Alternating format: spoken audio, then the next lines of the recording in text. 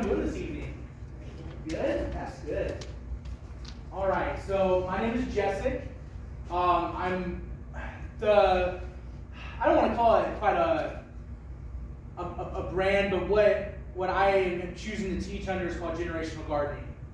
And this system I've been developing, the focus of it is to create the right conditions and genetics to where the seeds and plants that are produced can last 20, 30, 40, 50, 100 years, 200 years. And so it stems from the work I was doing with Going to Seed, where a lot of our traditional crops nowadays are inbred. And we're on, like tomatoes. 100 years ago we had 26 different species of tomatoes that we ate from, and now we only have 8. So we've lost those genetics over the past 100 years. And from genetically modifying our crops, we've lost a lot more. So my goal is to give people the information so where you can breed your own plants, create land races, genetically diverse crops. That way you can pass them down for generations and generations, and they continue helping humanity. So at the beginning, we're going to go through the Fumbuza system. So Fumbuza is actually originating from Zimbabwe. And Fumbuza means the new budding leaves of spring. Another word they call it is Intwasa. And Intwasa means spring. So the system to the Zimbabwean people really emphasizes on a new beginning, a new learning, an ability to do something that wasn't already done. So a brand new start. It's from the Ndebele people. That's what the language is from in Zimbabwe. So foundations for farming, which is on the handouts, that's the base of the training. It started with a struggle in Zimbabwe in 1982 with a man named Brian O'Reilly. He was a farmer in Zimbabwe, and during that time they were having horrible crop harvests. People were starving. It was hard to feed people at that time. His start was of a tobacco farmer. He decided to stop growing tobacco and switch over to corn. Over the next 5 years, he studied all he can to produce the biggest crop yields of corn. Crop yields suffered and kept getting worse as deep plowing was the norm there. So in that time in Zimbabwe, they taught how we taught here. You need to plow your fields, you take the first foot or 2 feet of topsoil and flip it over, and and it's really destructive to the fungal ecosystem, as well as the microbes in there, the bacteria that help the plants trade resources and unlock new nutrients in the soil. All that entire that ecosystem gets killed whenever you do a deep plowing. It was in 1982. Brian was gifted in understanding that plowing isn't natural. It's not something that's replicated in nature. It's not something we find. When he went out to the forest and he dug his hand underneath the leaves and found that it was moist. This was during a drought. So he realized that with the leaves on the ground, it created this covering which allowed the moisture to stay in the soil even during droughts. He decided to mimic this, what he saw in nature, and implement it in his farm. He took note on how the grass and leaves acted as a blanket, covering the soil and stopping soil runoff. So in Africa, there's a really bad problem with soil runoff. You'll see buildings that are 30, 40 years old, raised up 2 or 3 inches and the foundation exposed because there's so much soil runoff in Africa. And so he noticed how whenever you have the plants there, that there wasn't soil runoff, that the soil stayed in place, which was huge. Because you have whole villages that are being eroded away, and it's because of the soil runoff, because there's no plants to trap the soil. Many people did not believe him and resisted this method of agriculture we're going to go through. Fully convinced he started to gain a wisdom on how to plant corn in wheat straw. So he took wheat straw and used it as mulch covering, and he planted his corn in it. And his corn would, because it's the shape of the leaf blade, would poke right through the wheat straw, and that way the wheat straw acted as a blanket, allowing the moisture retained in the soil and protecting the life forms underneath that soil. In his first year, he harvested 10 tons of corn per hectare. It's 2.5 acres. So 10 tons of corn, his first harvest. The average was 500 kilograms to 1 ton per hectare.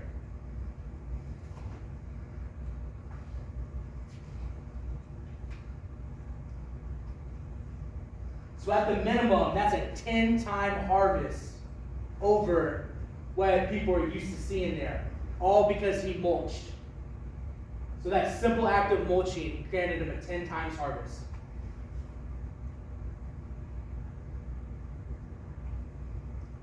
By not plowing, by using cover crops and mulching, he was able to increase his crop yields. And in 2007, the system of Fumbuza, which we see here, was polished off. And in 2022, it became sponsored by the government of Zimbabwe. The government would send out seed packs to the people specifically to use this method of agriculture so that way people can feed themselves. So we're gonna get a little interactive here. So we're gonna go through the AG, the agriculture principles of Fumbuza. The system was created to have a minimal soil disturbance, a covering with mulch, and cover cropping and crop rotation, and thermal composting.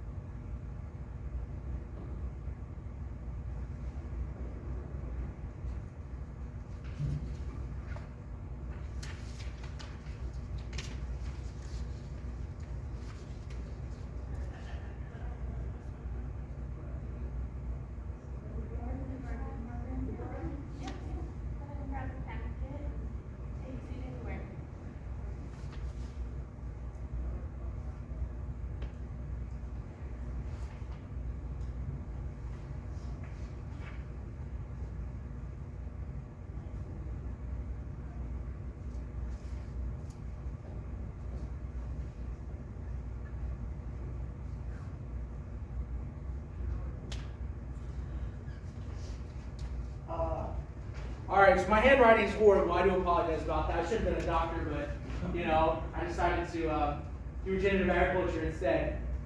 So, hi. Hi, how are you? I'm doing good. How are you doing today?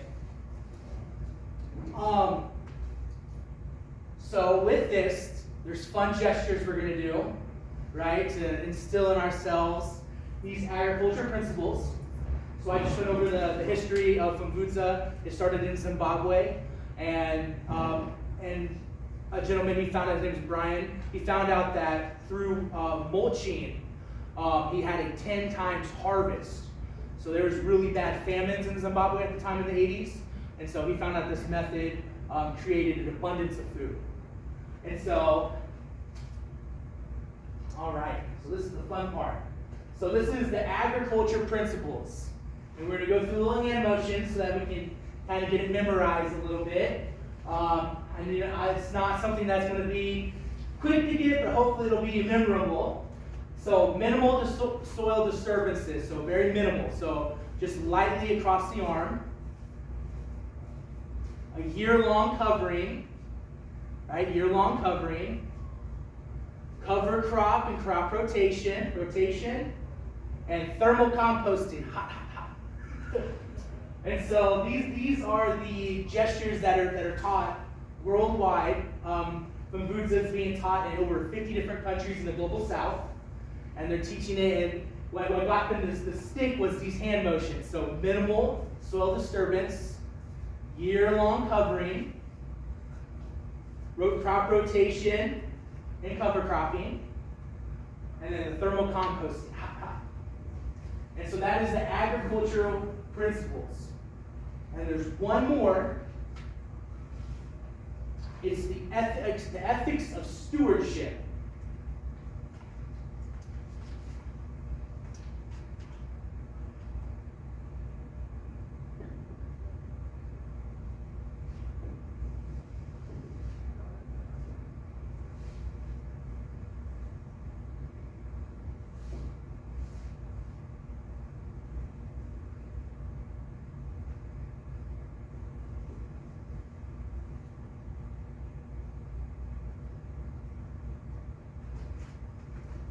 All right.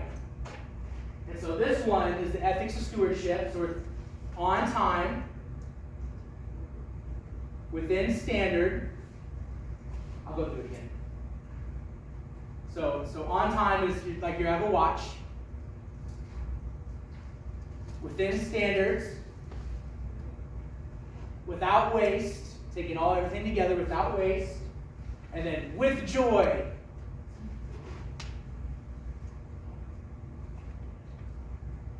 So these are the principles that are being taught, and the with joy part is really important.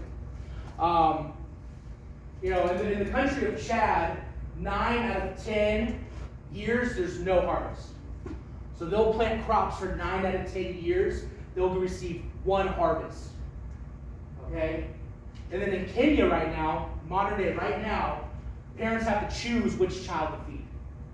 And so that with joy part is so important because these methods that are being taught today really work in these areas that traditional agriculture has destroyed the soil.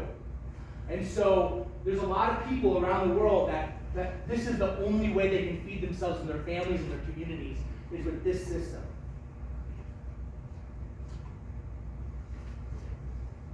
All right, so now we're going to go on to the method. So one of the biggest things I want to point out is that, and I have all this stuff, so I can definitely go through it again anytime. The biggest part of this method is, what I like to think about is no excuse for your ground, right? You can grow on rocks. Some places in Africa, they literally just have rocks for soil. And they have shown that within 3 years, they can create soil in order to do this system. So it doesn't matter what type of land you have, whether it's clay, sand, rocks.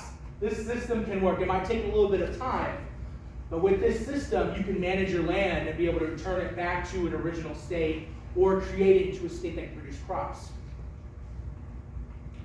Plowing loses 90% of the water in your soil. If you plow, you're losing 90% of your water. So when you think about the droughts in Arizona and how the farmers there are struggling to get water, or in Nevada, or out here in Kansas, there's farmers this year that didn't have a crop. Their corn grew maybe 1 or 2 inches, right? And they have no crops to sell because they only got 3 or 7 inches of rain. And so whenever the farmers are plowing, they're losing 90% of the water in their soil. And they're making themselves vulnerable to a water shortage because of that. Now they have to take water in and supplement water. They have to take fresh water and supplement it and water their crops with it. Mulching after 2 to 3 years. So by mulching for 2 to 3 years, doing the year-round covering, right?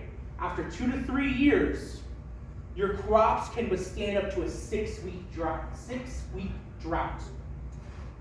So just by adding this one principle of, well, I guess 2, by not plowing and adding the coverage of the mulch, you're creating that aquifer in the soil, that water in the soil, so that way if there is something, a drought that comes later on, your crops can withstand it. And then crop selection is really important too. We'll go over that on a later date. You must be on time with your mulching, which is year-round. So you have to mulch year-round. You have to be on time with your mulching. This is very important, especially in Africa. because you can lose up to 70% of your crops if you miss your mulching time. So there's key mulching times. You want to have year-round coverage, but there's key mulching times that's crucial for those early rains, and if you miss that time, you lose 70% of your crops. Now that pertains more in your dry farm areas. Here we don't have to worry about that so much, but this one's really good. Just by mulching alone, you can increase your harvest by 40%, just by adding mulch, because it retains that water and allows the microbes in the soil to keep breaking down the nutrients. And so by having that mulch, you're increasing your crop yield by 40% just from that. This system is designed to feed a family of 6. So here in America, we have the nuclear family, 2 parents and 2 children and a dog, right? That's what's been pitched to us since the 40s and 60s, In Africa, it's 2 parents and 4 children. So it's a family of 6. So this system was designed to feed that standard family of 6 that you come across in Africa. Yep. On the mulching is here within our area. Is there a certain type to use? Is it hay or what kind of mulch? Oh, any mulch is fine. I would try to stay away from ones that are dyed. If you choose like a woody mulch, it might take a little bit longer to break down. So what I plan on using a mixture of hay and wood for the first year. Now, once you get your first harvest, you're using all the how do I put it? Like your corn stalks and stuff, or whatever leftovers you have from your crops. That would be your mulch for the following year. You'd want to compost it and mulch that. And so, the only inputs you have for this system would be like manure if you didn't have animals. Here in the city, it's hard to do manure, so I'm going to use black cow. That's because it's pretty effective, and you have to use a lot of manure. So that's what I'm going to use. Not saying that you have to use that. If you want to use Miracle-Gro or anything like that, whatever you're comfortable with. The first year, it's really important just to get the system down, right? It's not so much important what fertilizer you use. It's more important that you're mulching, which hay would be really cheap. Or straw would be really cheap. I remember the Kansas City Community Garden has a little thing on their whiteboard of hay is for horses, straw is for gardens. Yeah. And that's how I remember it. Yeah, that's a good. Sometimes I say the wrong word when it comes to hay and straw. I just in my mind I think it's the same, but it's not. Is it too late to start now? We just had our first snow. No, I got the timeline for you and everything. The land always wants to get back to where it started. Yeah, and that's ultimately with conservation agriculture. You can farm the land and keep it as close to the original state as it can be, and that's the whole point. It's not when the colonists went over to Africa, they colonized. They took the traditional agriculture with them from northern hemisphere, and what that did is that created a void in these southern hemisphere places to where you can't farm in Africa like you can in Europe. It's not the same. The soil's not the same. The weather's not the same. You can't do these similar principles, and that's one of the things that they've had to learn and overcome over these years. Is everything that the Western world, the northern hemisphere state as this is what you need to do for agriculture doesn't work in South America. It doesn't work in Africa. It doesn't work in Southeast Asia. It doesn't work in North America. We're not Europe. We had beautiful food forests and prairies full of food, we did. and we destroyed it. And all now our we're groves. rebuilding. Yeah, we lost all our all our reeds, all the what is it? We had bamboo here, native bamboo groves everywhere. We chopped it all down for farmland. Never underestimate the human ability to make work harder. Yeah. So this system feeds a family of 6 for an entire year off one harvest. So one harvest, and it gets enough food for it. Each week will represent one 5-gallon bucket of corn. So a family of 6 will go through this of corn in 1 week. Now, I don't have corn in it. I have beans. And so this will feed a family of 6 for 1 week, one of these. So with that, you need 52 of these to feed a family for a year.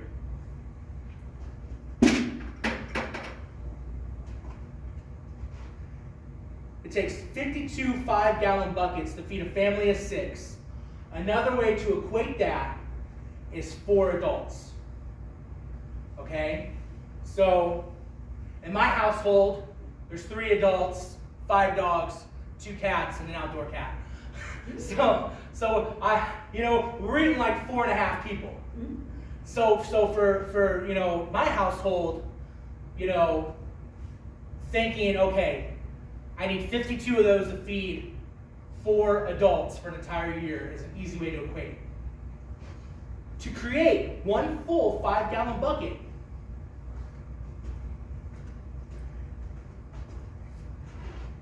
it takes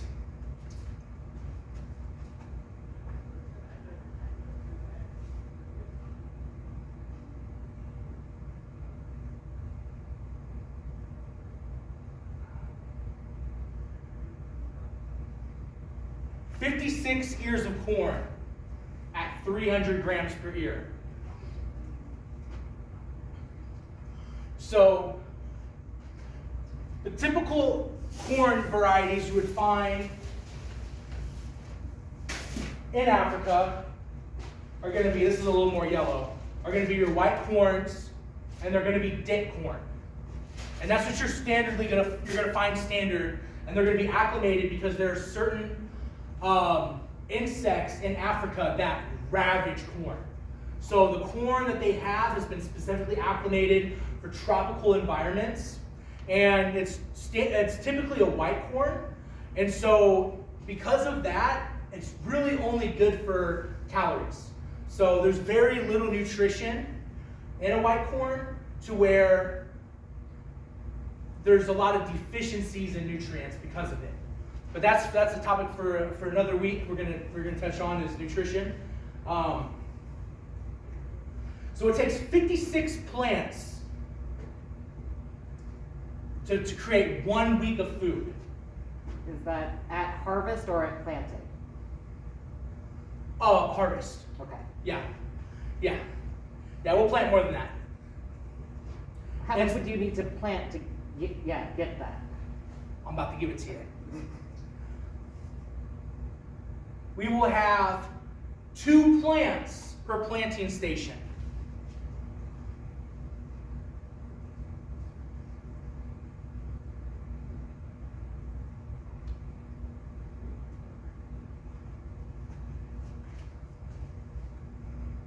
That makes 28 total planting stations in a row. Okay. So in this system, there is 1 row per week. So you'll have 52 rows. Each row will have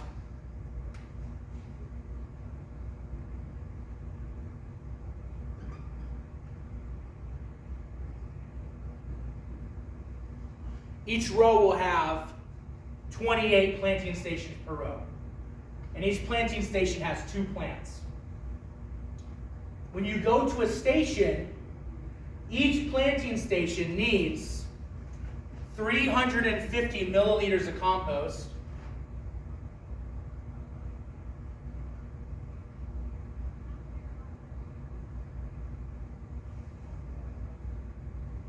or 1.5 cups. So a lot of this is done in metrics because the world uses metrics. So I have to put it in freedom units. So it's about 1.5 cups. So you're looking at about 12 ounces, 12 fluid ounces is what you need for each planting station. And then you are going to plant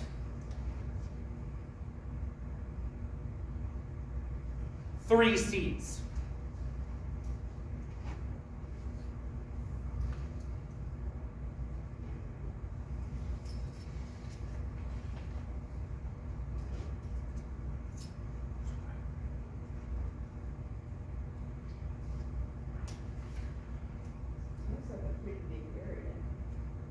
it's decently sized.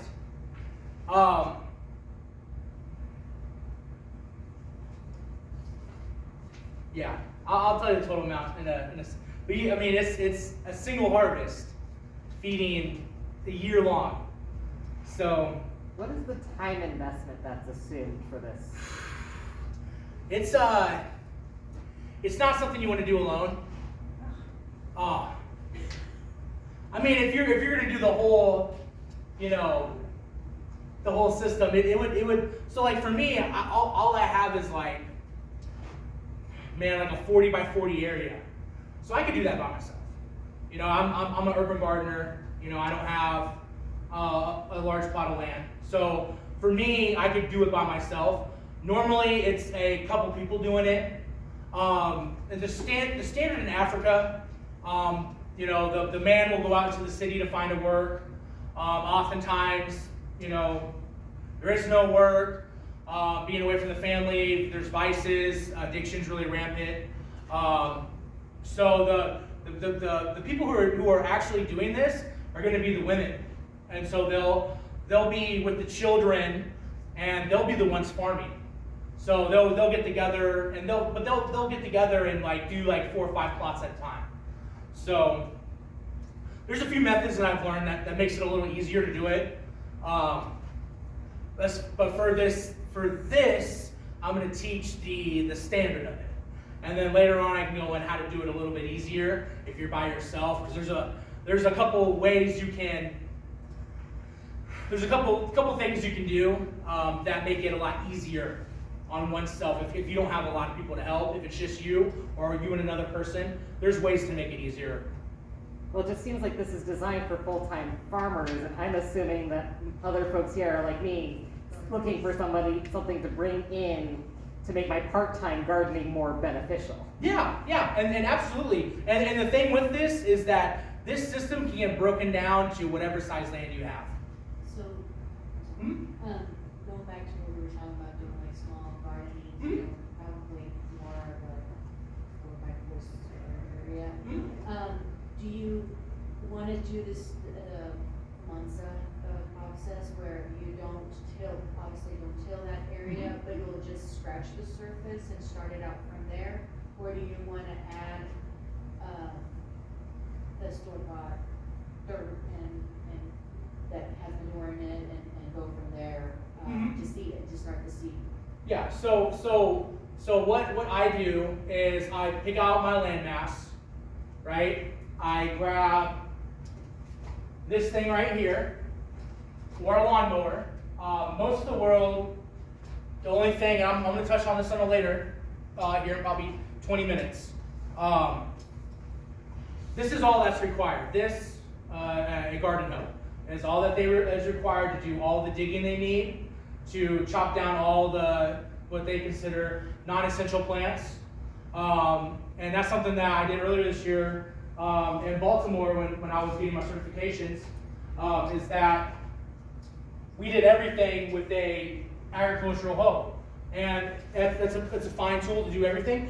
There's a few methods that I've learned to do it easier. Now, I can't implement this entire system because I don't have enough landmass for it. So I do partial, right? And that's the whole thing is the reason I'm teaching the full system is so that way you have that information, okay? And that means I'm teaching it to standard. And so if you can only implement a third of this, or half of it, or a tenth of it, as long as you understand the standard of it, then from there we can go and reduce how much we're utilizing for our land mass. So I can't do this whole system. I don't have enough land. I'm gardening out of a backyard plot, with my family, and we don't have the space to implement this. Now, once I understand this, I can design what I want for my corn. And so by understanding that each station is 2 plants per station, okay, this is how much I need to feed a week, right? Feed for an entire week, this is how much I need. If I can't get that, then maybe I can feed myself 1 or 2 days out of the week. That's something furthering myself into more of a non-reliance on having to buy food. And I think that's the most important thing, is everyone wants to get more self-sufficient, kind of not having to rely so much on the grocery store, supply chains, having that more independence and freedom from being at the mercy of grocery stores and big farm. So on this, you want the rows to be, or the planting stations to be 2 feet apart.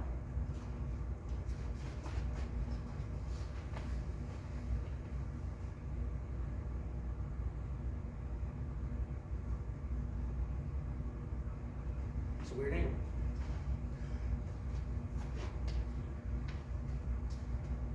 So the length of a row to feed someone for a week is 56 feet.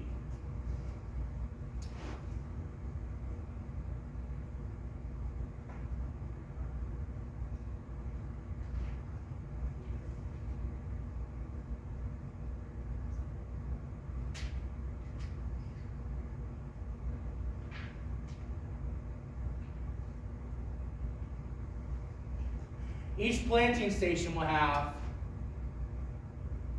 1.5 cups of compost, 3 corn seeds. You're going to pluck one of those, and you're going to end up with 2 full plants, 60 centimeter or 2 foot spacing, with 28 total planting stations. All this will provide 1 week of food. We must have a total of 52 rows, spaced at 2.5 feet.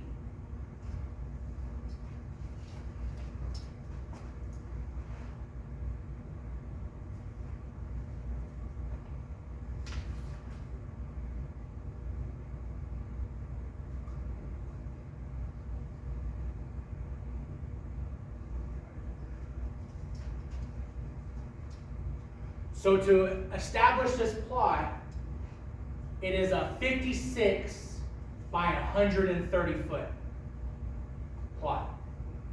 That equals out to 0.16 acres.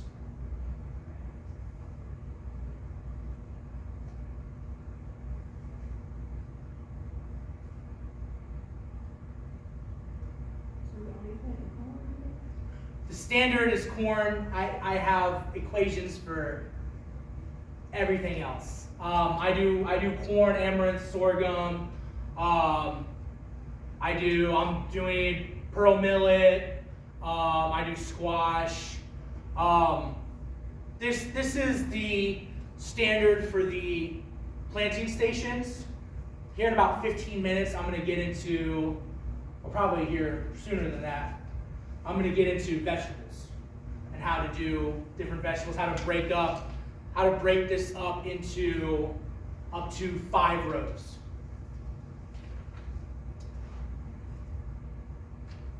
So you're looking at a total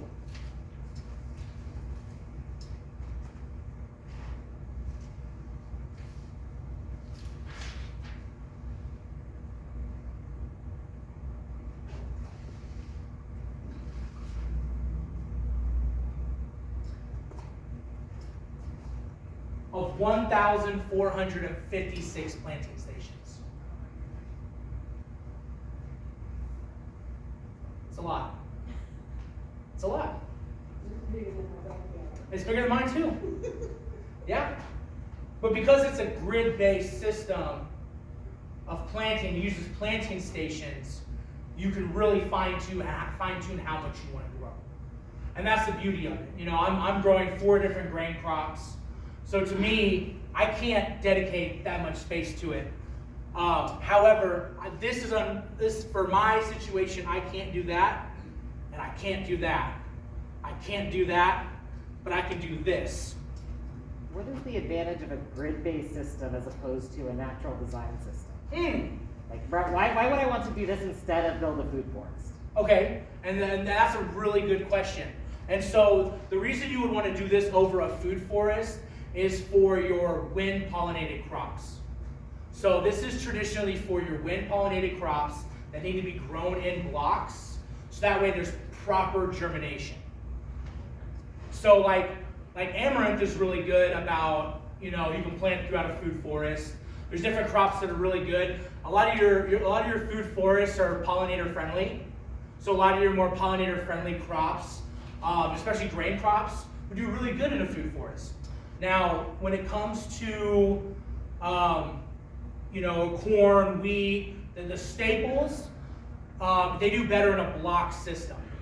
And so by having a small percentage of your property you can allocate to a block system, will provide better germination. You actually have more diverse genetics in your plants because more plants are able to reproduce with each other, and allows you to have better genetics for your seeds so you can pass them down, and every time you plant them they'll be stronger and stronger to your climate. So that's where this advantage comes in to, versus and we'll get into on the third week designing and incorporating that permaculture design, but more for like a prairie system where you have, deep roots and full sun. There's a lot of crops that do really well in the full sun. And so we're gonna do some of that designing later on for it. So if you can't plant the whole system, that's fine. You can break it apart. I'm breaking this up into 4 different plants. So I'm not gonna be able to do it. I might have a 10 by 10 foot space or a 10 by 20 foot space per plant.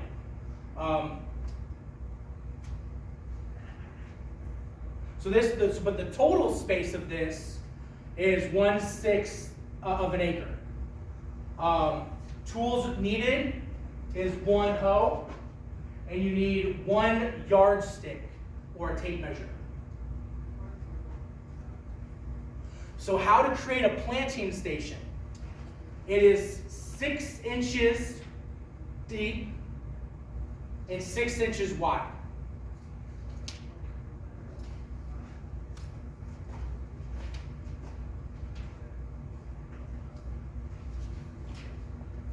So this is actually a little bit too short, right? So with this one, I would have to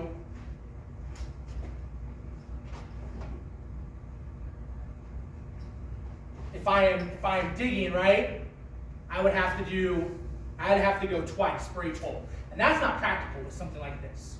So what I'll give you the little secret, I'm gonna use a tulip shovel because it's 6 inches deep, and every time I push down on it, the soil comes up from the top. So that's how I'm gonna do mine, right? It creates a perfect circle hole. Every time I push down on the tulip shovel, the soil comes up to the top in a plug and lands right next to it. And I can plant every 2 feet faster with the tulip shovel. So it's 6 inches deep and 2 feet apart? Yeah, it's 6 inches deep, 6 inches in diameter, and that's for a planting station, and it's 2 feet apart on the row.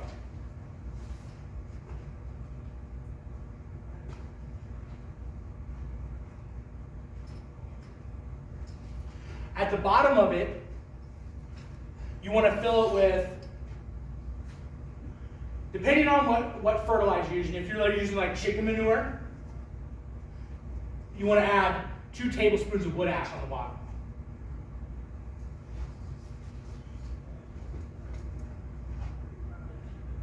And that's to balance out the potential negative pH. So you do 1 wood ash and then 2 tablespoons of wood ash if you're using something like a chicken manure. you're using cow manure Yeah, or yeah, whatever kind of. anything. The Kansas City Community Garden has chicken manure as a fertilizer for very cheap. Yeah, Like, I that's, still haven't used my supply for the past couple of years. Yeah. Because they let you get such a giant bag of it. And I think it's like $2 or something like that, depending on your membership level. So it's very that's really good. cost-effective. That's really good. And then after you put the wood ash down, if you're using something that's a little bit more acidic, you want to add your fertilizer, which is 1.5 cups.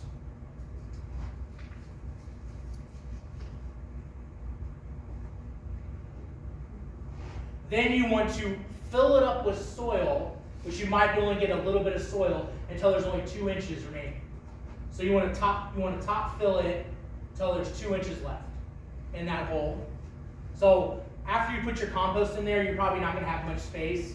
So you just put a little bit of soil over your compost. And then that's where you drop your 3 seeds in and you finish it off with soil. So that's how you install a planting station. So you dig a 6-inch deep, 6-inch diameter hole. If you're using something acidic, put the wood ash down. If you're not, you don't have to. But put your compost in, put a little bit of soil in between, put your 3 pieces of corn, and then you want to plug it with some soil. After 3 weeks from germination, you should get little tiny leaf blades, right? Little tiny leaf blades. You want to pick the weakest plant. Now let's say you have horrible germination and one planting station only has 1 plant. Keep the next planting station at 3 plants. You want to have an average of 2 plants every 2 feet.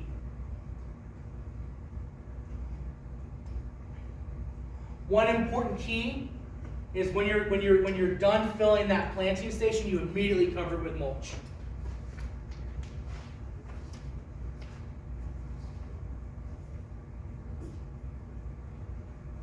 How deep should the mulch be we're aiming for? Just lightly, you can lightly mulch it, as long as there's mulch there. The mulching actually is more important than the compost. So if you can only choose between one or the other, mulch. It does more for the soil, it does more for the microbes in the soil. It does more, because the microbes are breaking down the roots into nutrients. And that's more important to keep them continuously going, protecting them from the UV rays. That's ultimately the most important thing, is to keep that covering. That mulch is going to protect your whole system. On the same day that you pull your plants, right? You pull the weaker one. You want to top dress with a liquid manure, 1.5 cups.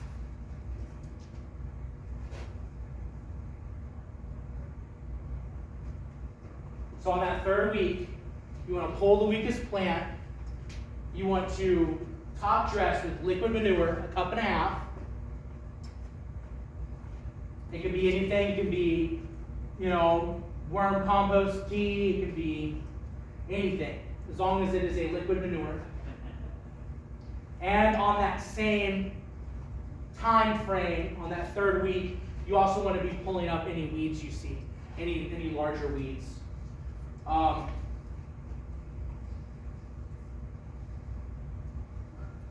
Your plants will adapt to dealing with weeds in various generations. It's more so important if you're buying seed that you're not growing. The weed pulling is extremely important. Once your plants get adapted to weeds, they'll thrive. And Johnson grass and turf grass.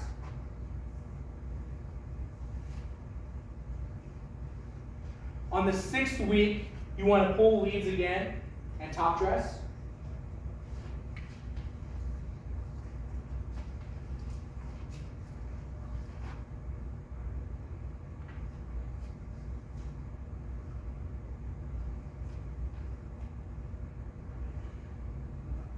And then every 4 weeks until your corn tassels, you want to top dress again every 4 weeks until your corn tassels. You might only have one more time you would top dress it before it tassels, depending on your corn. I do a lot of northern corn, so my corn, it will tassel, pretty soon. It doesn't grow very tall. After harvest, give thanks and break the stalk with your foot. That is the most important thing to do. You have to effectively kill the plant when you harvest it. And once you break the stalk with your foot as you harvest, what it's going to do is it's going to allow those nutrients in that corn stalk to leach back into the soil, the excess nutrients, and it's going to allow the microbes to start breaking down the root system for nutrients for the next year.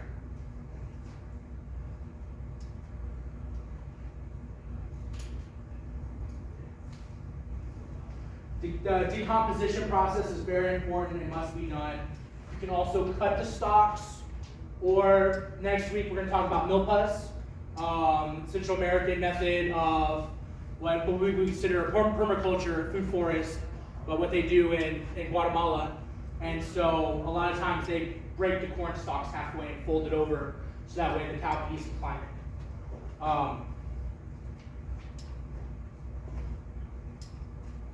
And that is the grain-based Funvudza. That is the system on how they do grains in Funvudza, and that's how they get the 10 times harvest, repeated harvest every year. It's following that system. And you can use any crops you want for that system, a grain crop. And even if you don't have the spacing, the space for the rows, or the space for the full system, you can use the planting stations and at least do a part of your yard in this system so you can get a nice grain harvest. And now we're going to switch over to vegetables. We're going to talk about how to use this system for vegetables. When do we need to start this particular system? Oh, we have time.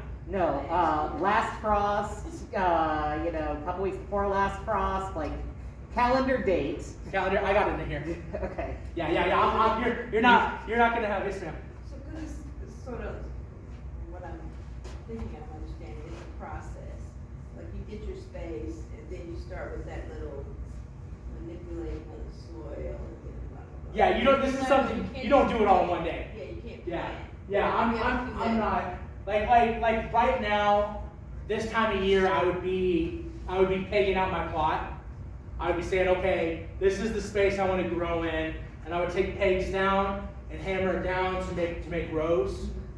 And I'm going to touch into that with the vegetable topic, with more into like how to create your rows and how to do the rope wrapping, so that way you can make guidelines. And so, yeah, right now you can dig your hole and you can put compost in there this time of year. However, they generally don't want you to start that until April.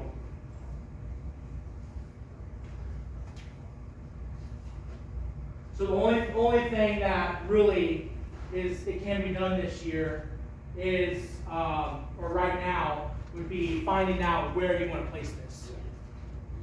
If you don't have that much sun in an area, how do that?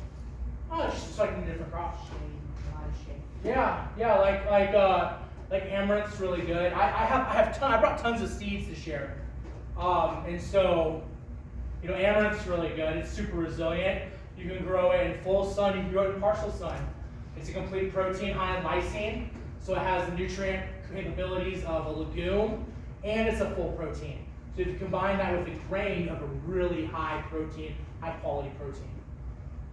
And so, if you don't have a lot of sun, you can grow a lot more squash, right? A lot of your more vining crops, which is really, really good.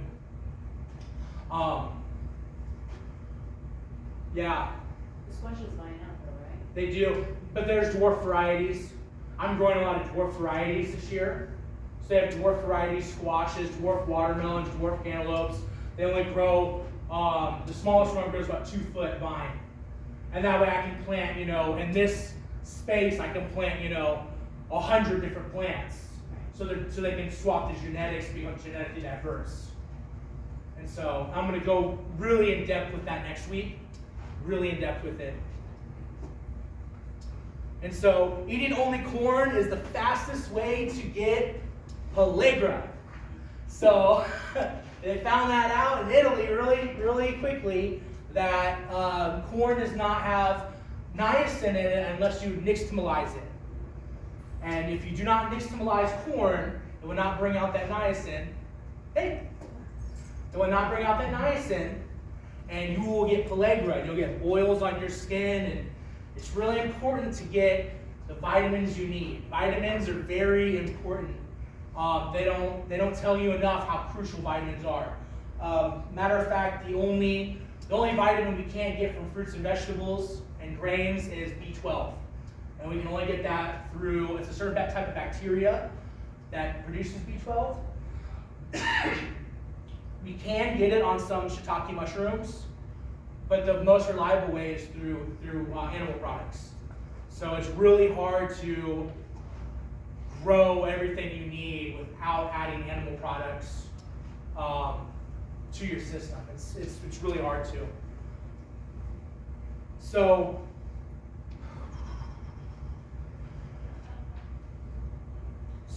in the vegetable system, just like the corn rows, you want to create an outline. And I touched upon this just a little bit. So when it comes to your rows,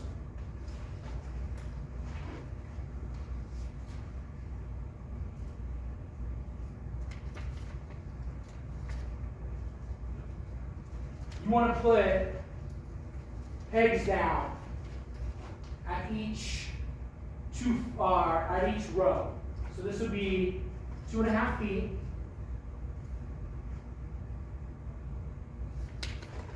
Between each row, you want to put a peg at the start of the row and at the end of your row, and for each row in between.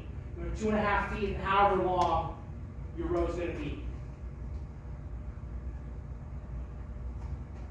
So you want to put these pegs down. This is important. Because even if you decide to switch things up and use that space for vegetable production, or I'm going to grow potatoes here, or I'm going to choose to do any crop really, which potatoes would be a good crop. They can survive in partial sunlight. Potatoes would be good. With a calorie crop, and you get your protein from other crops. And so, by pegging this out, it gives you the opportunity to change things, right? And so the vegetable system is also going to be 2.5 feet for each row, right? It's going to be 2.5 feet in space. So depending on if you grow grains or vegetables, you can do the exact same system. The same type of planting stations, the same system, if you choose. Now, the main difference is when I'm going to give you these vegetable numbers, okay, they actually combine 2 rows. So it'll be in a 5-foot space, right? So each row is 2.5 feet. When I give you the numbers for a vegetable row, the total width of that row is going to be the same width as 2 rows. So you can have 10 corn rows, or you can have 5 vegetable rows. Both occupy the same amount of space.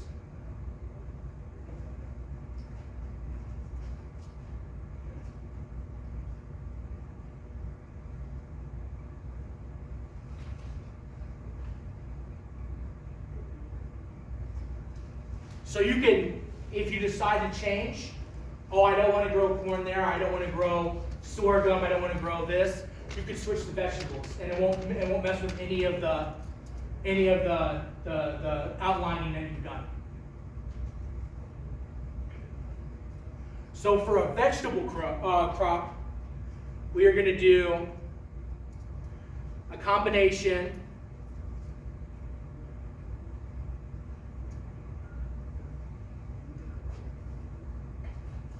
So once you have your rows pegged out, right, we're going to do some internal rows, right? So when we say, okay, this is the space I'm going to use this room as a space to grow my vegetables. I got everything lined out. All right, now depending on what vegetables you're going to grow, you're going to do an internal row. Okay, and so like carrots don't need as much space as tomatillos, so the different plants require different spacing. And so with that, you are going to create an internal row. It's going to be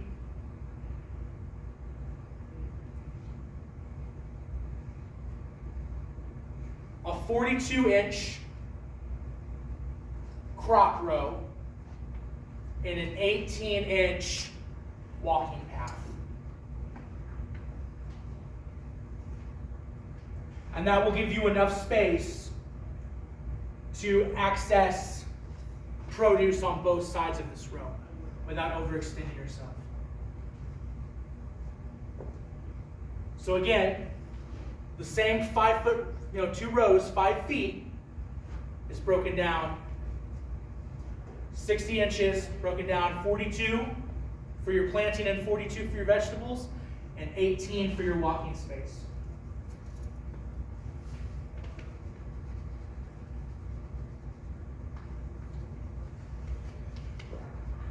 So if you're using a tape measure, you'd make a mark at 0, a mark at 42, and a mark at 60.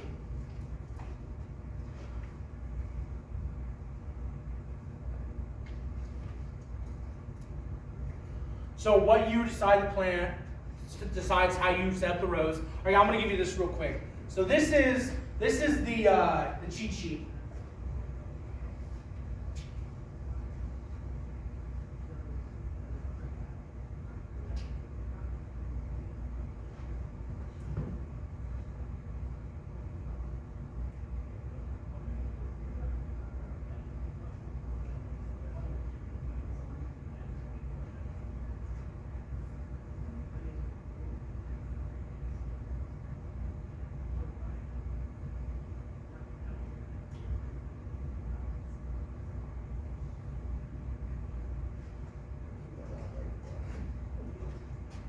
If you were doing something like carrots, turnips, I'm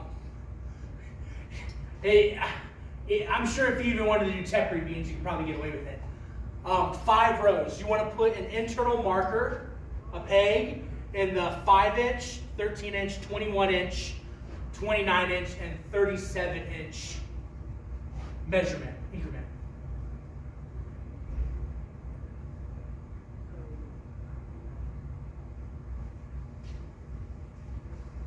If you're doing 3 rows, which I recommend for like bush beans, tomatoes, tomatillo, you're looking at the 9, 21, and 33.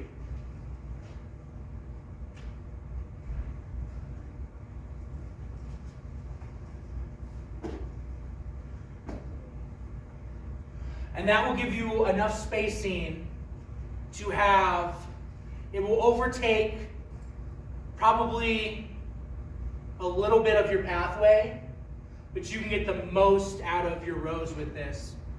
And so again, you would start here at 0, and you would make a marker. I'm going to use a different color.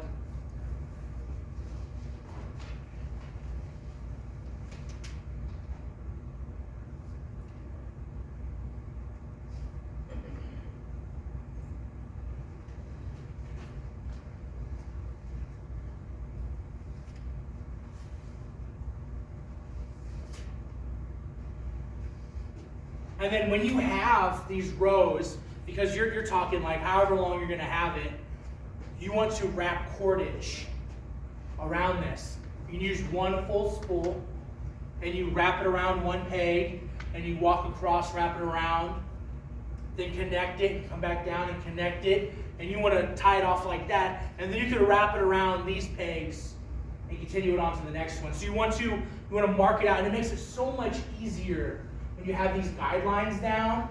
That way, okay, I need to plant this every 4 inches. Okay, I just follow the guideline. I put a little hole in, I plant it, right? And so when it comes to the vegetables, mainly they top sow the, or not top sow, they put the fertilizer, liquid fertilizer on top of it. And so that's how they normally do it. They don't do the whole planting stations like the corn needs. So it's mainly for just your grains. And so for your vegetables, you can just use your liquid fertilizer, and you can top dress it, that's the word. You can top dress it in the same intervals, right? Every 3 weeks, you do a little top dressing, and your vegetables will be fine from there. Depending on what you're growing, there's so many different varieties. So try to go with whatever you're growing. Try to match that. Some vegetables don't need as much nutrients. Some things like tomatoes need a lot. And so you can transplant on this. You can do whatever you need to do on this. But that is the cheat sheet right here for vegetables. And it takes 2 rows.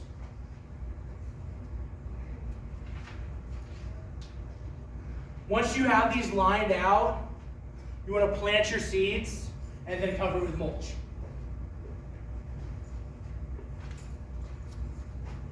Whenever you plant, immediately cover with mulch.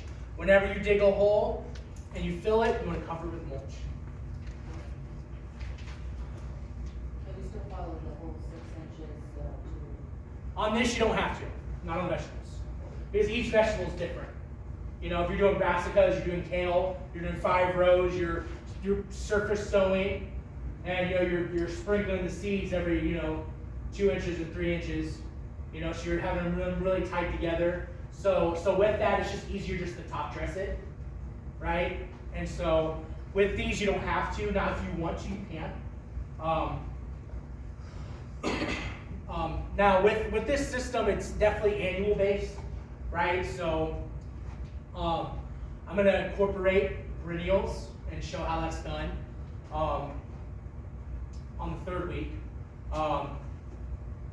But for this right here, it's mainly for annuals. So, and a lot of it's your short-term crops. You can grow squash with this. Now, if you're going to grow squash, I would recommend, because it's a heavy feeder, I would recommend doing a planting station. If you're doing squash, if you're doing watermelon, any of your vines, I would do a planting station. I would put the compost in the bottom because they're such heavy feeders.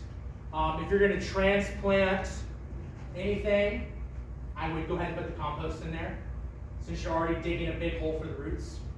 But if you're going to sow seed, especially if it's a smaller plant, I generally wouldn't.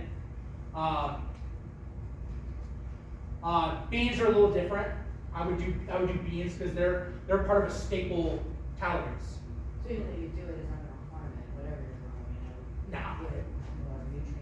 Yeah. Top dressing is just easier when you have like a huge. You're talking 5 feet, and you have a huge row, and you have 5 different rows, and all of it has crops all the way down. It's just easier just to top dress it a little bit from a bucket. It's a little bit easier to do that, and then dig a hole for each one and put the compost in the bottom. Because generally, a lot of your vegetables you're going to grow on a 5 row are only going to be like a 45-day grow. So when you're starting to talk about your 3-row crops, your eggplants, your tomatoes, your tomatillos, those are a little bit bigger, so they would benefit a little bit more from the underground compost. But you can still top sow it. So like my beans, I'm gonna put compost in there. But that's because I'm using the tulip digger, so it's really easy just for me to make a hole for it. Do you need to remove things before you top sow? Like if you have lawn or grass that's already there? Yeah, I would drop your mower down to the lowest and go. I would just drop that mower down and go over it. Now what we did and what they teach is you get your agriculture hoe and you hit it at an angle and you hack all of them down, the roots and stuff. However, that's a lot of work. I'm here to tell you it's a lot of work. And so, me, I try to find what's a more efficient way to do it. And I noticed that when it comes to turf grasses and stuff, if you drop that mower down and you ride it right up against the ground like a cheap mower or something, it'll stunt that grass and make it hard for it to come back as quick. And then you can go back and start digging your holes, plant your stuff, and then put your mulch on the top of it. Is that? Yep. Okay.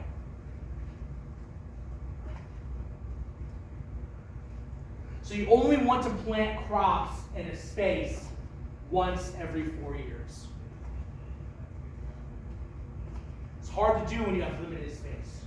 It's what I'm running into. Last year I did a whole bunch of corn. You know, I grew everything. You know, I did dip corn, popcorn. I grew it all. You know, and trying to find plants that would be resistant against turf grass and Johnson grass. And I got my answer. You know, I know that it has the genetics. You have to breed that in the plants to fight against Johnson grass and turf grass. It takes a couple of years. So if you only have one area that you can grow 4 years, then you let 1 year rest? Or does it have to be more than 1 year? I would just rotate. It's harder for smaller area. I would rotate either the crops that you're growing or grow a fourth of the amount. So what I'm doing is I basically have like this much space, maybe a little bit more than this room, right? I probably have like twice the size of this room, and that's it. I'd say, to growing. I don't have a whole lot. And so for me, I'm doing like a block here of corn, and then a block over there of sorghum, and then a block over there of pearl millet, right? And then each year I'm rotating like that. And so for someone who has smaller space, vertical gardening's great. We're gonna get into that. And you know, there's a lot of stuff that grows vertically.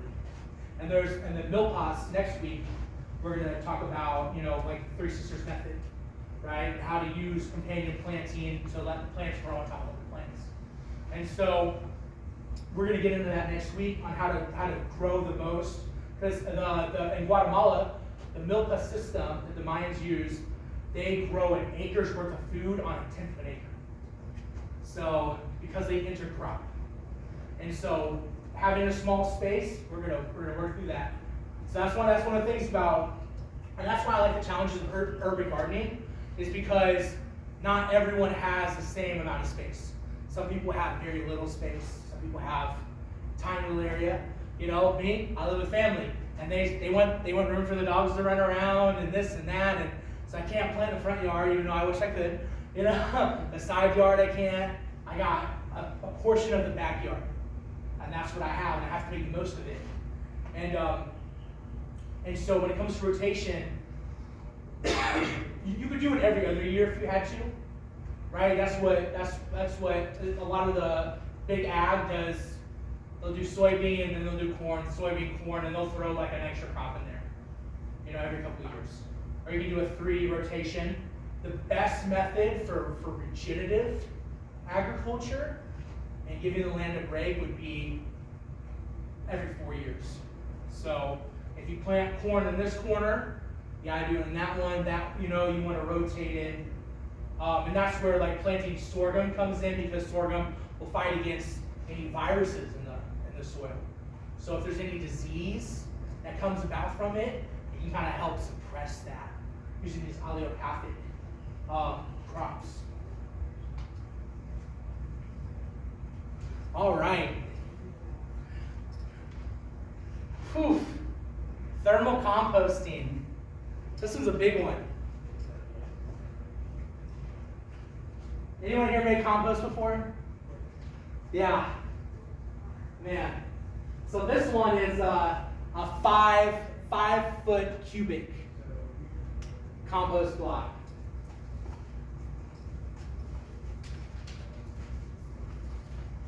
This one took us, let's see, there were 7 of us making this compost block, and it took us like 4 hours to make it with 7 people. It's a lot. Now where I'm at, I can't do compost. You know, the neighbors would get pretty mad at me if I started composting. So that's why I'm buying my compost. But if you can make compost, it's fantastic. You're in control of everything. It's so good. So we're going to go through the thermal composting and what's required to do it. So composting, at a minimum, takes 50 to 60 days to create compost.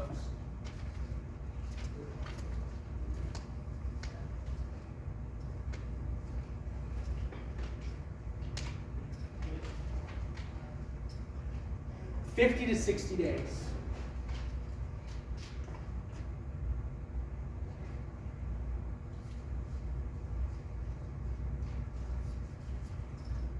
Compost is aerobic.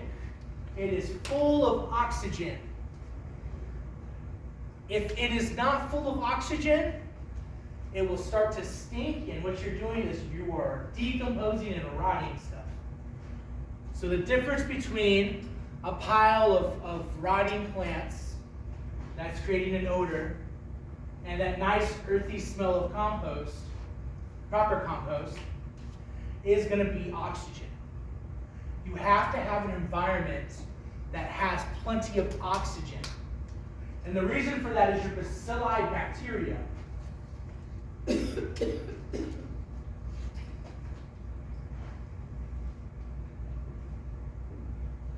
Your bacilli bacteria are really good. So there's two big ones that create compost. It's bacilli or bacillus and E. coli. Now, when you hear E. coli, right? I mean, that's a, sickness, E. coli outbreak, food poisoning. E. coli actually is one of the biggest decomposers that we have in the world. And there's only, I think, 3 different types of E. coli that make us sick. The rest of them are actually good. They're beneficial.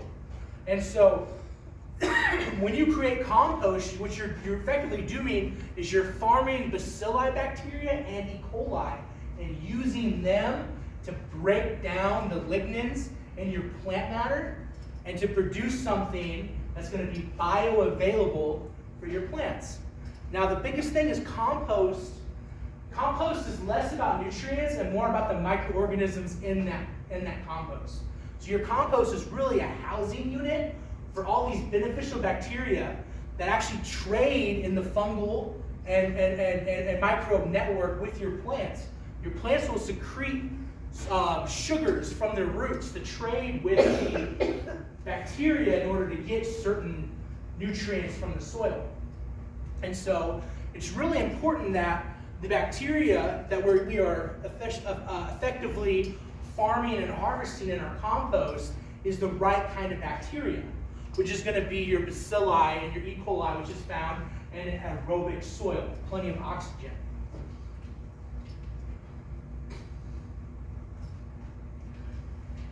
Use your nose. If you smell something off, it's probably off. And so when it comes to the composting, it's really important that if it starts to stink, you have to turn it. You have to knock it over, and you have to aerate it a little bit. Thermal composting is required for the pasteurization of plants, disease, and soil health. Thermal composting, it reaches up temperatures up to 140 degrees, and you will see, especially if you're composting now, they produce tons of steam and heat, and so it's really interesting. There's different methods people use to actually heat their homes with thermal composting. They have these big hollow tubes that they put their compost on top of, and they have a sand battery underneath their floor, and it uses the heat from the thermal composting heats up this tube. It has air in it, and it heats up the whole floor. So it's really cool, kind of the different techniques people are using to use thermal composting to heat their homes, to cook with, to create methane.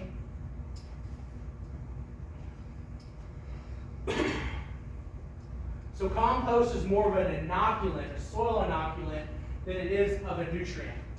So every time I say compost, it's less nutrients, it's more bacteria. And that's what we're doing. You can, if you just pump nitrogen and phosphorus and then potassium into the ground and pump it in there, eventually you'll kill all plant life. And so, and that's the problem when people make biochar and they put really strong nutrients in it, and then what it'll do is actually poison the land with excess nutrients. So the composting is more for the bacteria than it is for the nutrients. And so this compost recipe is for 1 1/4 acres. So it's a big compost recipe. I don't have that. I'm getting compost from the store. So I can't do this.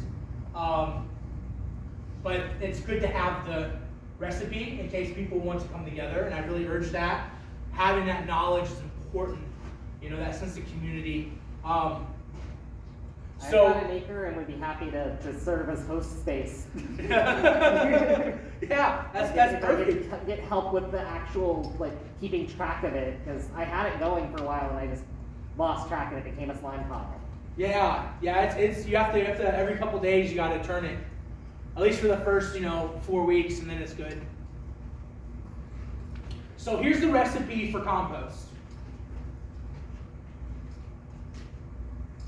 Your green compost, so like plants you just plucked, fresh grass trimmings, food waste from fruit and vegetables, you want that to be 40% of your compost.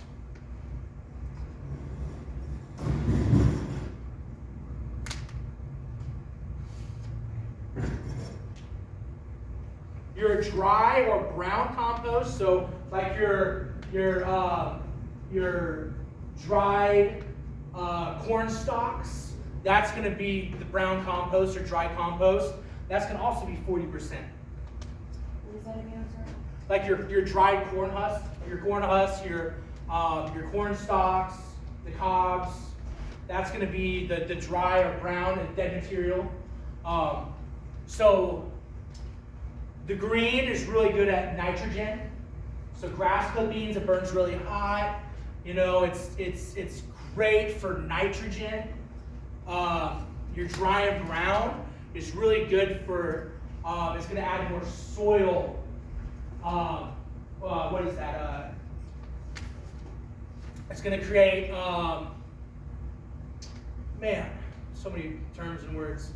It's going to add the organic matter. It's going to be more organic matter in the soil. It's going to help break down, and really your fungi eats a lot of your dry and brown, and we'll go over that on the later date, how to include fungal decomp. Well, actually, we'll do that today, I think we'll maybe touch on that today. We'll see. I don't know if I wrote it down this or not. Anyways, we're going to do manure at 10%.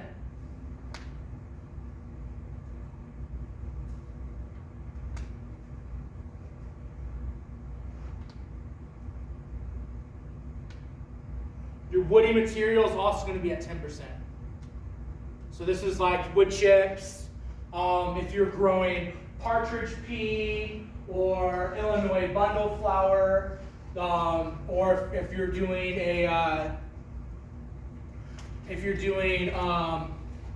any type of shrubs, or again, if you're going in the more permaculture food forest aspect, this is where you would add your woody material. From any tree limbs that fall. Fantastic. And again, fantastic mulch too. If you're talking about a year-long blanket, your woody material is going to take the longest to break down. So when you're looking at what you can use for compost, or not compost, for that year-long ground cover, your woody material is going to be the best thing to use because it's going to last the longest. So your green and dry brown material has to be a 6-foot pile.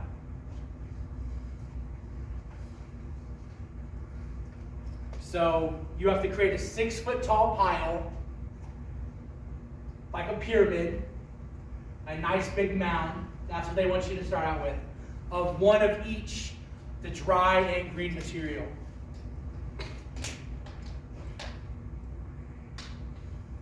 If you're using chicken manure, which the cheap chicken manure, you need 6 50-kilogram bags of chicken manure. So you need over 600 pounds of chicken manure. Again, it's hard to do this in an urban setting, so. That's to add to the compost? Yeah. How much would they do? 6 50-kilogram bags of chicken manure, or 600 pounds of chicken manure.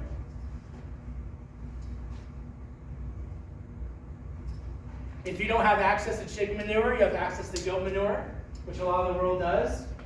You need 7 50-kilogram bags of goat manure. So 700 pounds of goat manure. Or if you're using cow manure, you need 8 50-kilogram bags of cow manure. So 800 pounds of cow manure.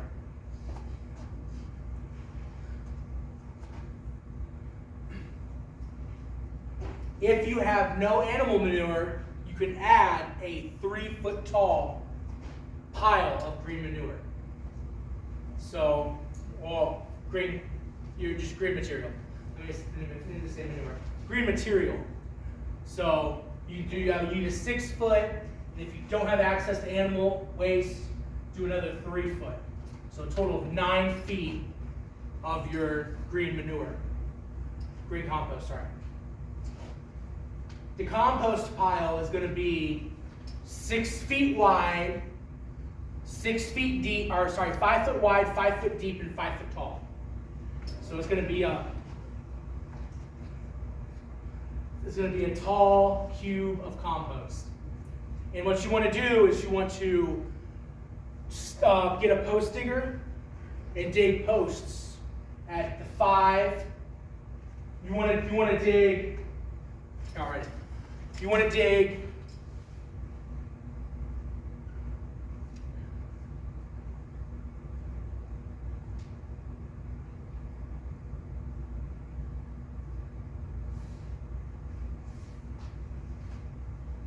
So you want to put posts like that. You're going to put 6 down, and between each post is 5 feet. And you're going to build in one of these 2 your compost. Okay? And after 3 days, when it gets hot, you want to flip it from one post to the other side. So you're constantly having it contained in between these posts, and you are having it enough space that if you flip it, it's still going to be within the guidelines.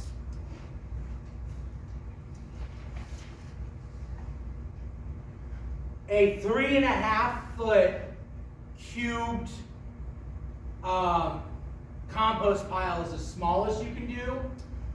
3.5. That's enough for an acre.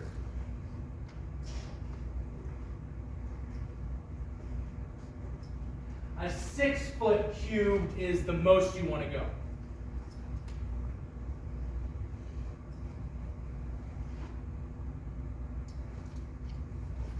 Five foot is that Goldilocks zone. It's the perfect zone for the temperature to heat up. You want to dunk every single piece in water. So what we did is we had a 55-gallon drum, filled it with a hose, grabbed everything, dunked it, and then layered it out. It took about 3 hours to do a 5 foot cube with 7 people.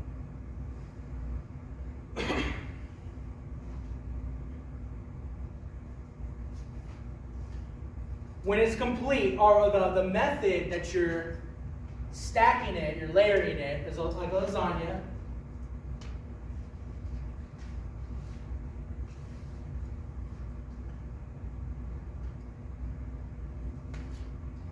You're going to do brown, then your green, and then you're going to put manure on there.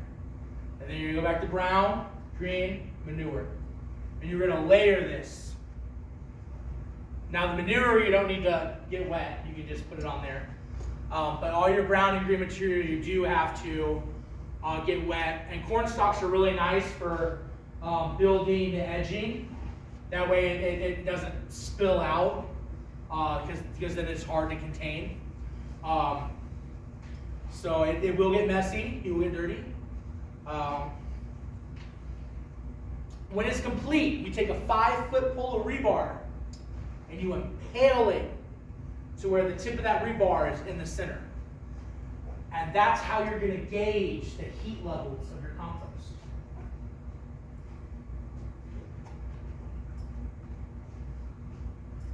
So when you grab the rebar and it's hot to touch, that's when it's time to flip your compost. Say that again. When you touch the rebar, because you'll have like 2.5 feet in the compost cube, and you'll have 2.5 feet exposed of the rebar. When you touch it, it'll tell you the temperature of what it is inside. And when it becomes too hot to touch, you want to turn your compost. And so basically you take it and you get on top and you spill it over into the next, and you just build it back up again. You don't have to tip it thoroughly. No, you don't have to. I mean, if it's a little dry, you can spray a little bit, but no, you generally don't have to. You want it to be, how moist it is, you want it to be able to compact it like a snowball a little bit. You don't want it to fall apart, and you don't want it to be soppy. You want it to just kind of hold its shape a little bit.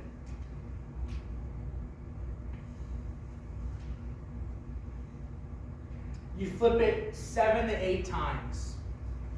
After the 5th time, it should stop heating up. But they want you to keep flipping it for it to remain aerobic, so you're not having bad bacteria form in it. Then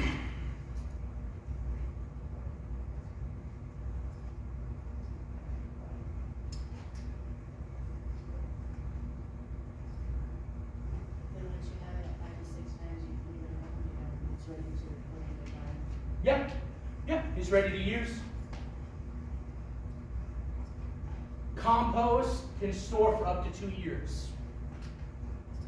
So if you do a batch of this, and you say they want you to save it in a burlap sack or a jute sack, something breathable. They don't want it. You don't want it to get trapped in moisture and start to rot. Oh, so you can't leave it out, you have to bag it up? No, you can leave it out. Like if you have a pile of it, yeah, you can leave it out. You just want it to be able to breathe.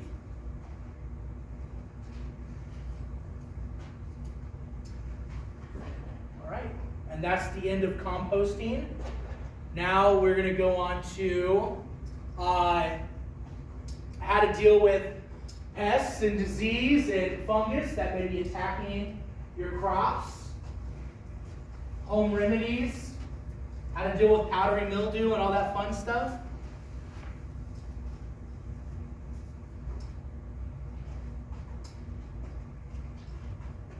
All right. So, insect infestations are often a balancing problem, right?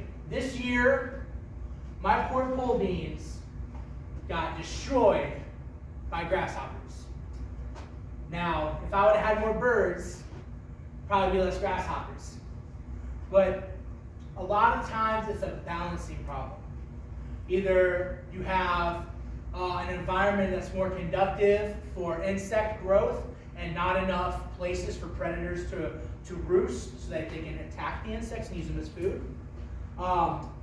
Normally it takes 2 weeks for a predator to move into and start eating insects.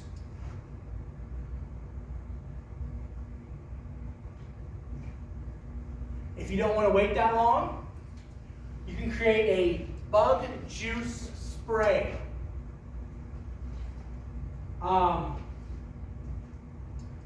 If a lot of bugs have a pheromone that if there's a dead bug around plants, bugs tend to avoid it, the same species. So they want you to take a half a cup of ground up bugs, okay? A half a cup, and put that in 2 cups of water. This will create a concentrate of ground up bugs. It's very barbaric. You want to So dilute. we're just taking the role of the predator until the predators show up. Exactly. And so, It's artificial ecosystem maintenance. yeah, and it works. It works for a lot of different insects that ravage your plants. And then, so you want to take a half a cup of this concentrate into 12 cups of water and mix it together, and you want to spray it on your plants, on the leaves and on the stem. So half a cup of ground bugs, 2 cups of water, that's your concentrate. You want to take a half a cup of that concentrate, dilute it with 12 cups of water, spray it on your plants, the leaves and stems, it can last up to 2 months, the concentrate will. You will have to refrigerate it though. Just get fresh bugs. The second one is a milk spray. This is great for powdery mildews. So everyone's familiar with rinsing off rice, right? And getting the rice water. And so if you get that rice water, it has lactobacilli in there, which is a bacteria that produces, their acid is lactic acid, and it's for lactofermentation. It's a standard fermentation process that we use for fermenting pickles, making sourdough, across the board. Any fermentation that we've used as humanity has been from lactobacilli. That has been the bacteria that has created that sourness. And so by adding some rice water, or even some, you can do a tablespoon of flour even, you're getting a culture of that. And by having that in milk, the lactobacilli bacteria will eat the lactose, the milk sugars, and it will become a monoculture. So no other bacteria can eat the milk sugars but this bacilli. So the rest of the bacteria will starve and only leave lactobacilli. So it becomes a sour milk, and that's how people made sour cream back in the day. Cheeses, your cheese will curdle up with that, and that's how you make old style cheese. And so it's really cool, using it for different milks and stuff. And so you want to take this the whey, right? So when you create the lactobacilli milk, the whey, even with 1% milk that's been pasteurized, you'll see the milk, the fats curdle up and become almost like a cheese biscuit, okay, from the milk. And then so you want to take that out, and the leftover whey, you want to use that, and that's your spray. And so what you do is you mix 1 part of that with 9 parts water, and you want to spray that on your plants weekly, and it fights spider mites, mildew, mosaic virus, different blights, and fungal diseases. So can you give me that recipe again? Yeah. So you want to mix some rice water or flour in milk, like a tablespoon of flour, and you want to let it sit at room temperature for 3 days.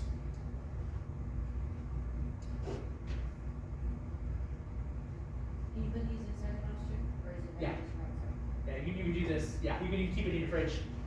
Yeah, it's just like, fermentation. It's like making sourdough. It's the same stuff as making sourdough bread. And then you can actually use sourdough bread. You run off from your sourdough. You can put that into the milk, and it'll create lactobacilli in your milk. So after about 3 days, you'll see the milk start to curdle, right? And you want to take that curd out. You can actually eat it. It's edible. It's how we used to make cheese back in the day. And then that leftover liquid, that is the whey solution. And so you take 1 part of that whey and 9 parts water. One cup of the whey solution of the sour milk and 9 parts water. And then you want to spray that on your crops weekly. On the rice water, what was the measurement on that? Is it just 1 cup of rice with just water in it and then taking the rice out? Yeah. Yeah, you can just, even if you're washing rice, put a little there. Or you can use flour. You basically want to use any kind of grain. Because these bacteria, they fly in the air. Like even in the room, they're everywhere. And so like your grains, they're everywhere. But they eat on carbohydrates, just like all bacteria and yeast do. And so by having the rice there, they're probably on the rice. I mean, they're guaranteed on the rice. I mean, there's trillions of them. I mean, they're microscopic. And so they're going to be on the rice. They're going to be in the wheat. Anywhere that has a sugar source, they're going to be there. And so as long as it's been exposed to oxygen, it's going to be there. And so it's really, once you make it the first time, it's like, oh, okay, this is easy. And then you can just take a little bit of that liquid, a little bit of that whey, and you can like put that in your like half and half, and it'll make like a table cream. Yeah, so it's really cool. It's like how people use lemon juice to curdle milk. You can do the same thing with the bacilli. All right, the next one's going to be an ammonia spray. 1 part ammonia to 7 parts water.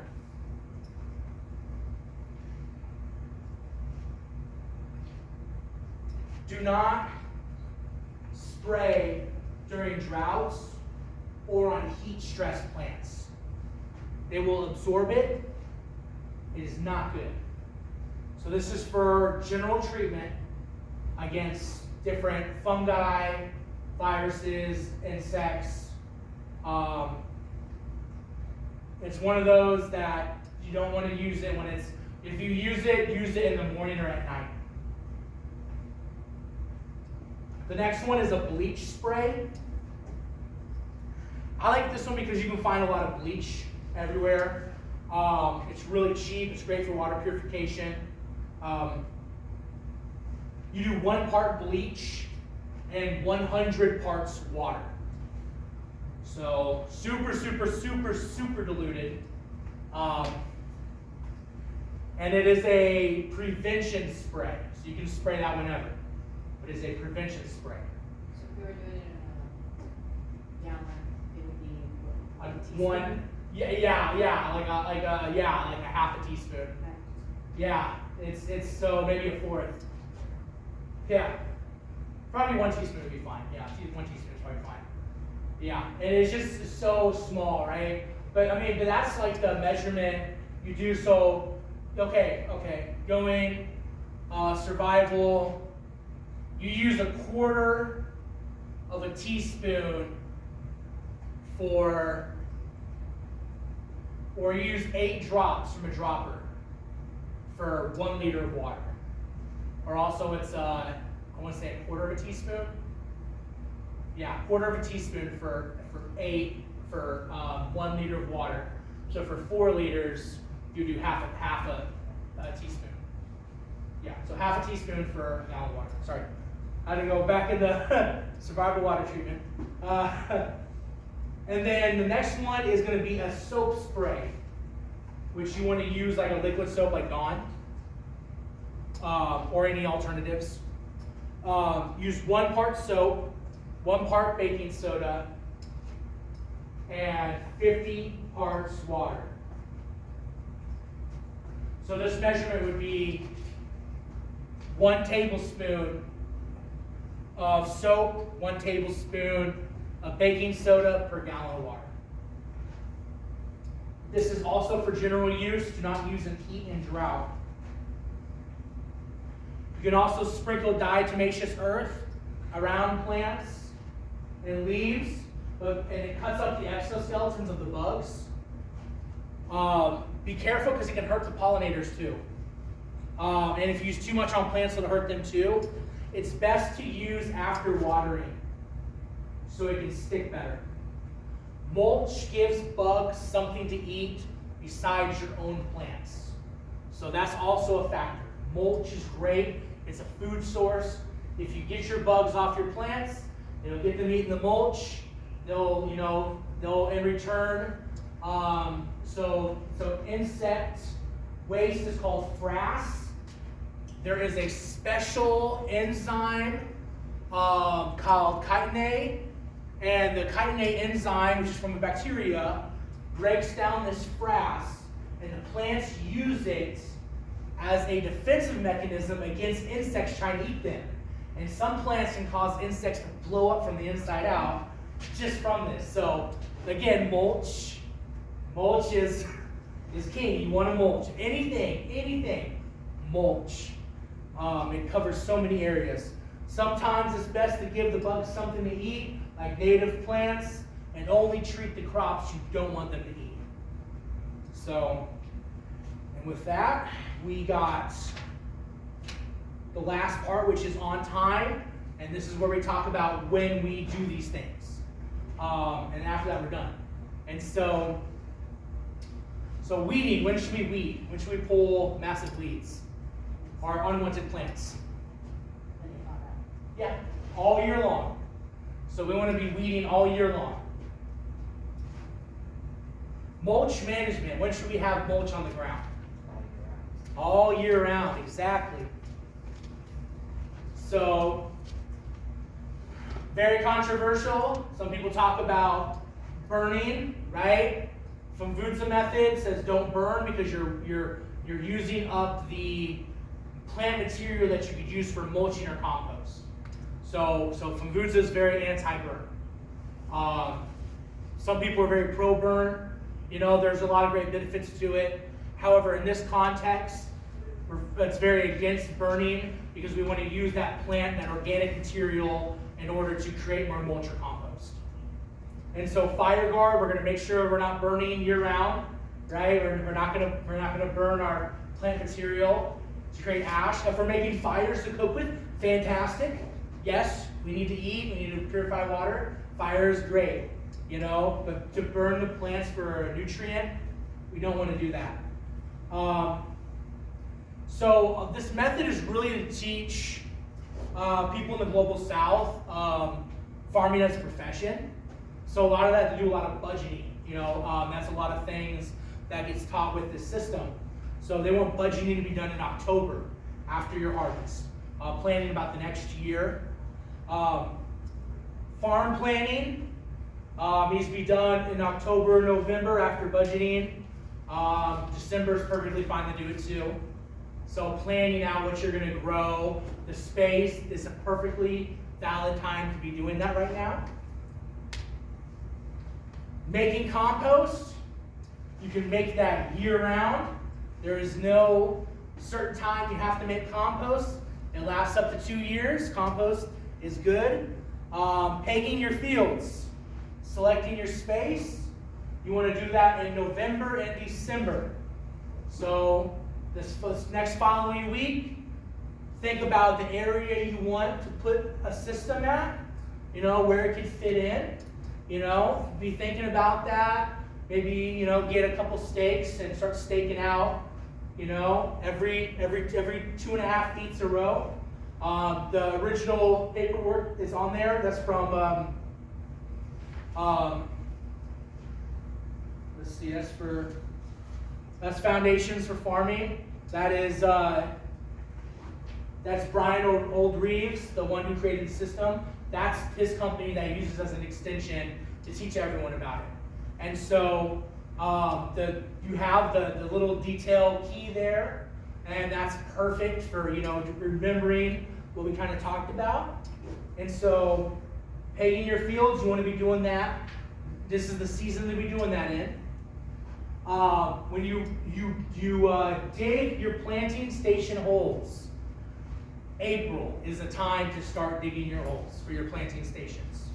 So we have from now until April to get started. Now I understand that, you know, we might want to put some stuff out in March or April 1st, you know, and that's fine, we can do that. This one's more talking about for your corn, right, for your grains. So if you're going to put out, you know, like snow peas or something, you know, yeah, you want to do that a little bit early. You want to get started on a little bit earlier, you know. The freeze won't affect them, because you know we get that crazy weather. We do. You know, I'll be planting in April. April 15th is when I'll be planting. Next week I'm going over specific planting times for different crops, companion planting, heavy on that one next week. And so I'll be going through every single planting date, how much sun they need for all your major crops that you would grow in a garden. Everything, all the standards. So we'll be going through that next week. And fertilizer, compost, when you want to put that in your planting stations. It's going to be April. They want you to plant in May. Okay, now everyone's zone's a little different. We can plant May 15th. We can plant May 1st. I'm planting April 23rd, but I have varieties from northern United States, from Montana, North Dakota that I'll be breeding. So I'm gonna make sure that they get a little bit more cold adapted. Top dressing liquid compost. You want to be doing the top dressings in May and June. That's when we're doing most of our top dressings. Thinning plants, May and June. Most of our pest and disease control that we just went through on how to do fertilizer, or how to do remediations for our insecticides and stuff like that. We're going to be doing most of that in June and July. The harvest will be ready around October. And we can share this information year round. And then I'm going to end it with, you remember the hand gestures? So we're looking, the first one's on time, within standard, without waste, we're keeping everything together, and then with joy, and then minimal soil disturbance, so year-long covering, crop rotations and cover cropping, and thermal composting.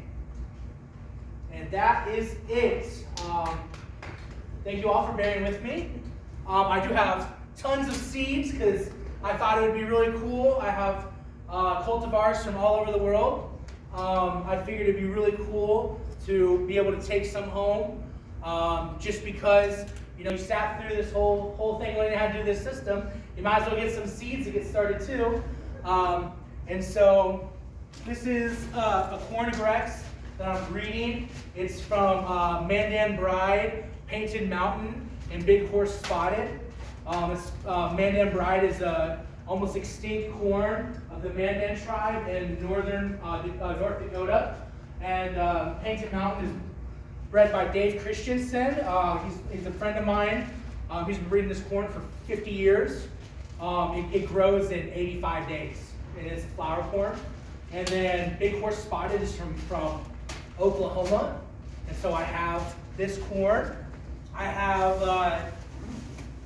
have sorghum, amaranth, cowpeas, and bush beans. So the sorghum I have, we talk about allelopathic capabilities. Here's a popping sorghum. This sorghum is really, really good. It's a grain sorghum. You can turn it into popcorn. So this one's always fun to do. You can make a parched sorghum with it. I have different cowpeas from Kenya and from Nigeria. These grow really well. I have black cowpeas. I have the honey bean from Nigeria, the black cowpeas from the Igbo people in Nigeria, and then the red cowpea is called Nyayo from Kenya. It's a greens and a legume. And then I have different beans. I have the Caro, Jacob's Cattle. I have Painted Pony. And then I have different beans, Wairimu, Rose Cocoa from Kenya. And then I have, let's see, I have Indian corn from, this one's an ornamental. That one's just a flower corn and it's from New York. So it'll grow pretty tall. I have amaranth and I have little bags. So if you would like some seeds, you can take as much as you want. I'm anticipated to not coming home with any of them. So, feel free. I have plenty of them. Here, there's probably better over here. How long does it take to hammer? Amaranth, I cut mine off at 90 days, but this amaranth grows about 120. Amaranth is a complete protein. Each plant will produce about 100,000 seeds. It'll gladly grow in turf grass and Johnson grass. And it's a complete protein, high in lysine, so it complements grains really well. And it's also a greens too, so you can pick the leaves and eat the leaves. That's a liver, Yes, that one's really good. Thank you. Yes, ma'am, thank you.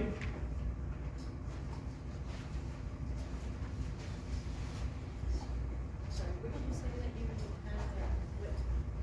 So I'm at the first Leavenworth, No, you said that you had compost from. the Kansas City Community Garden.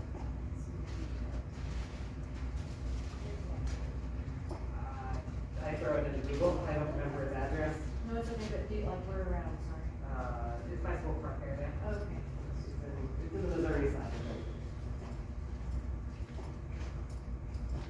They have the And that's what they said, affordable- it's compost and shit into. they have the chicken fertilizer, they have seeds, they have starts. They often have straw. In the early season, and they have, various colors.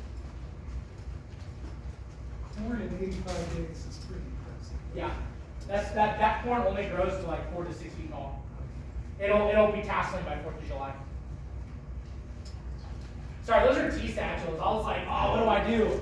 You know what I mean? I was like, I don't know how many. So you can take as much as you want. I have buckets full of this stuff. Okay.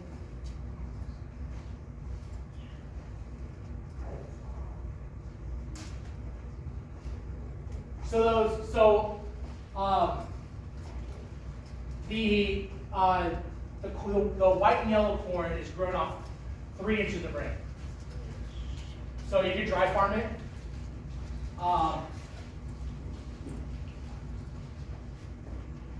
So you're not adding too much water to any of this stuff. No, I dry farm all of it. I dry farm all of it. Yeah. When I was breeding my plants this year, I wanted them to fight Johnson grass and turf grass, Mhm. and also I didn't want to water them. Right. Yeah. I mean, That's the this part again? I got that one. It's an Indian corn from upstate New York. I got it from this lovely lady up there. She grows them she takes the husks off for ornamental wreaths. So she grows them for ornamentals. So, but it's also a good flour corn. You could nixtamalize it. You can make parched corn with it. It's a solid corn. It's probably like 110, 120 day grow. Probably grows 6 to 7 feet tall. And this is the one from Hawthorne, right? Yeah, poppy sorghum. That stuff's a beast. It'll keep growing and keep growing and keep growing, and yeah, it might hybridize with your Johnson grass, so be careful with it. Which it'll make just a pretty grain Johnson grass, which is still edible. With the sorghum, like, you break that as well, what's Yeah, you want to kill the plants. Okay. Yeah, you want to do that. So like if you have like a machete or something, you just crack right there. Yeah, and just throw them to the side, right? You want to start that decomposition cycle because my sorghum survived both. I had a syrup sorghum. It survived multiple frosts.